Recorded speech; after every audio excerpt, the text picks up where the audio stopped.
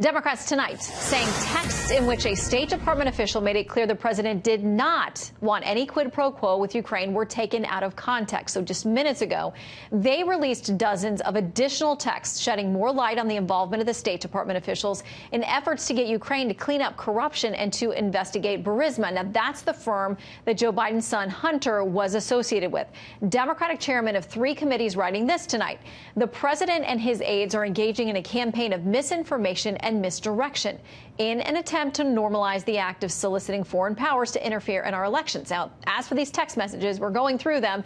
They do include a lengthy back and forth between State Department officials. One text by Ukraine Special Envoy, former now, Kurt Volker, apparently outlining his efforts, working on a statement that Ukraine possibly would be asked to commit to. Never happened, but it reads in part, "We intend to initiate and complete a transparent and unbiased investigation of all available facts and episodes, including those involving Burisma and the 2016 elections, which in turn will prevent the occurrence of this problem in the future." So does Volker's testimony today undercut the Democrats' push for impeachment? Here's how GOP Congressman Mark Meadows characterized it tonight.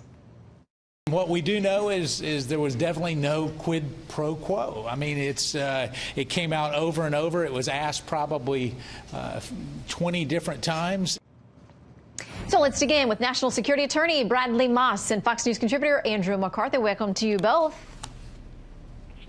Hi, Good evening, Shannon. Okay, so in addition to that, 2 ranking members of committees, Republicans Jim Jordan and Devin Nunes, said this about the testimony today. The facts we learned today undercut the salacious narrative that Adam Schiff is using to sell his impeachment ambitions. We hope the American people get to read the transcript of today's testimony and see the truth. Andy, how quickly do you think that might or might not happen? Well, it could happen right away. And it should happen right away. I think what everybody ought to be tired of at this point, Shannon, is these kind of third-party descriptions of the core evidence that we're supposed to be looking at. So, you know, we had the call between Zelensky and Trump, for example. That's the evidence. That's the main evidence of what went on here. And what we've gone through for the last week or so are people's different characterizations of it and descriptions of it. And what we're supposed to take away from that, it seems to me, is that you have to say either that it's perfect, as the president says, or that it's impeachable, as the Democrats say.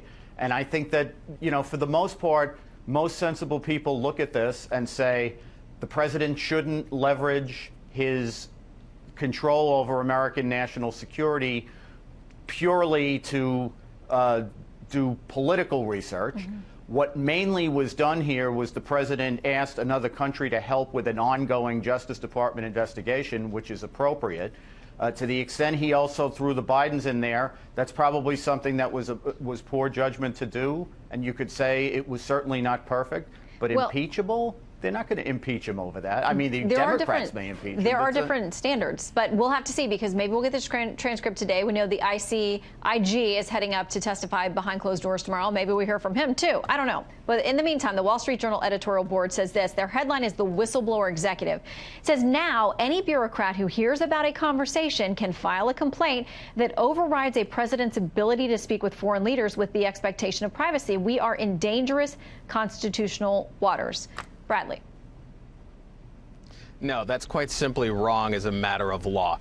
When this whistleblower submitted the complaint through the Intelligence Community Whistleblower Protection Act, there is a very specific exclusion in that statute that prohibits the complaint being validated merely based off a difference of opinion on public policy matters. If this was simply about reducing sanctions or something along, or, you know, the extent to which we'd provide, you know, assistance to the Ukrainians, that would not be allowed under the statute. That could not be validated. The reason the ICIG found this valid, the reason this went forward, was because of the overall circumstances between the phone call and the surrounding details with Rudy Giuliani and Ambassador Volker and the others that suggested there was possibly corrupt intent, if not a quid pro quo, to condition assistance to the Ukrainians on their willingness to investigate the Bidens. And I know that you had mentioned some of these texts that you guys are still just going through. There's a July 25th text from Volker to one of President Zelensky's aides where he makes it clear a visit between the President Zelensky and President Trump is conditioned on the extent to which the Ukrainians are going to investigate 2016. Well, hours later, they have the phone call where the president throws out. Well, and there was more to that in that the administration has said repeatedly that they wanted corruption of all kinds investigated, and they weren't sure that Zelensky was 100% on board,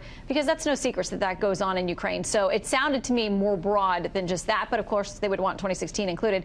I want to read something from the New York Times in an opinion piece. They quote a Notre Dame professor under this headline: "Will Trump ever leave the White House?" They say, "We should not assume that either a 2020 election defeat or impeachment/conviction will remove Trump from the White House."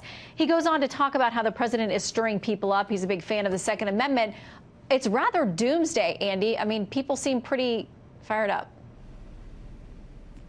I think that's ludicrous. You know, everybody should take a deep breath. I just think that's ludicrous. All right, Bradley, you care to weigh in? The president's one who likes to use the hyperbolic rhetoric. He likes to throw out things about, corrupt media, and it's a coup d'etat, and everybody's trying to take him down. This do you is the think he leaves the constitutional White House process. if he's Impeachment impeached? is allowed. If he's impeached or if he loses the 2020 election, do you have any doubts he will leave the White House? I have no doubt that Donald Trump, in the end, will leave the White House if he is removed from office or otherwise loses the election. We'll leave it there. Bradley and Andy, great to have your legal minds. Thank you. Okay. Thanks. Absolutely.